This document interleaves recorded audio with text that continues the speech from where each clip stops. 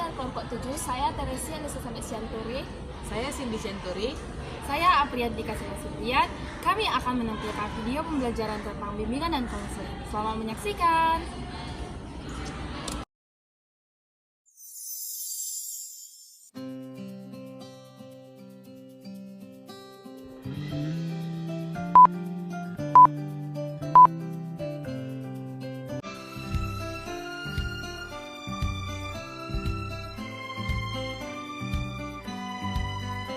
Berdasarkan hasil observasi dan wawancara dengan guru bidang studi di SMK Marisi Medan, kami menemukan beberapa permasalahan, yaitu belum optimalnya peran guru bidang studi tersebut dalam manajemen pendidikan di SMK Marisi Medan.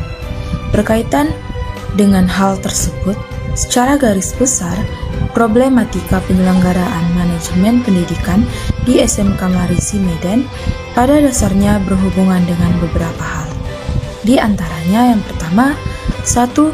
Sumber daya pendidikan belum cukup handal untuk mendukung tercapainya tujuan dan target pendidikan secara efektif. Sumber daya pendidikan yang ada lebih difokuskan pada urusan administratif daripada diarahkan pada proses pembelajaran yang menyeluruh. Kedua, sistem pembelajaran lebih menitik beratkan pada kuantitas hasil dibanding kualitas proses. Bisa dilihat dalam semangat dalam menyelenggarakan ujian nasional. Mereka lebih memusatkan perhatian pada jumlah lulusan daripada kualitas proses pembelajaran. Ketiga, kurikulum. Proses pembelajaran dan sistem evaluasi masih bersifat parsial terhadap tujuan pendidikan nasional. Yang keempat, manajemen pendidikan dan kinerja mengajar guru lebih memfokuskan pada tuntutan administratif, yaitu RPP dan laporan kelulusan daripada menciptakan budaya belajar yang bermutu. Perubahan kebijakan dan kurikulum pendidikan belum mampu menjawab kualitas proses dan mutu kelulusan. Keenam, peningkatan anggaran dan fasilitas belajar belum berdampak secara signifikan terhadap kultur dan kinerja mengajar guru serta budaya belajar siswa atau peserta didik. Kedelapan, pelaksanaan standar nasional pendidikan belum didukung oleh sistem, kultur, dan kinerja mengajar serta budaya belajar secara komprehensif.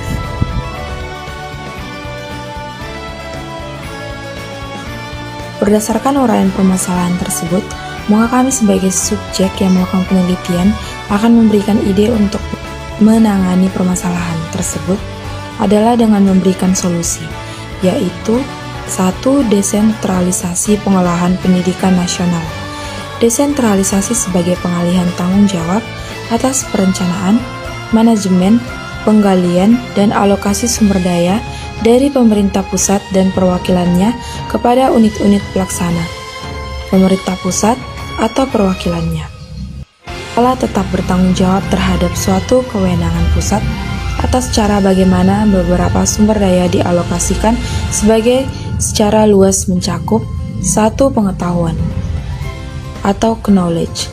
Desentralisasi keputusan berkaitan dengan kurikulum, termasuk keputusan mengenai tujuan dan sasaran pendidikan. Kedua, teknologi atau teknologi.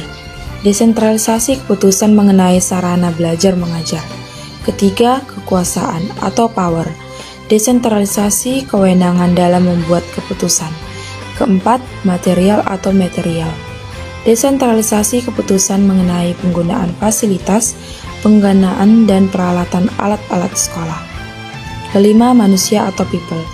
Desentralisasi keputusan mengenai sumber daya manusia, termasuk pengembangan profesionalisme dalam hal-hal berkaitan dengan proses belajar mengajar, serta dukungan terhadap proses mengajar belajar. Keenam, proses atau finance. Desentralisasi keputusan mengenai alokasi keuangan. Sementara itu, Bullock dan Thomas mengelompokkan lingkup desentralisasi yang meliputi 1. Penerimaan atau administration, Desentralisasi keputusan tentang siswa-siswa mana yang akan diterima di sekolah. Kedua, penilaian atau asesmen. Desentralisasi tentang keputusan beberapa siswa yang akan dinilai. Ketiga, informasi atau information.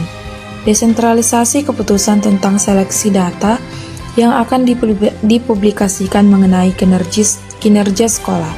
Keempat, pendanaan atau funding. Desentralisasi keputusan tentang ketetapan uang masuk bagi penerima. Kedua, pelatihan. Apabila pendidikan dasar sebagai basis pembangunan nasional diserahkan kepada tanggung jawab daerah, maka program-program pelatihan yang dibutuhkan oleh daerah haruslah diserahkan juga pada daerah. Daerah yang persis mengetahui potensi-potensi pembangunan, kesempatan kerja, serta kemampuan-kemampuan yang dibutuhkan oleh daerah di dalam pembangunannya. Ketiga, manajemen pendidikan tinggi. Pembinaan sistem pendidikan tinggi nasional dalam hal ini, perguruan tinggi negeri dan perguruan tinggi swasta perlu direformasi. Perguruan tinggi swasta lebih dilihat sebagai hama, bukan partner bagi perguruan tinggi negeri. Padahal, pada kondisi sebenarnya, perguruan tinggi swasta mampu bersaing tinggi dan mengeluarkan output yang kompeten untuk kemajuan pembangunan negara.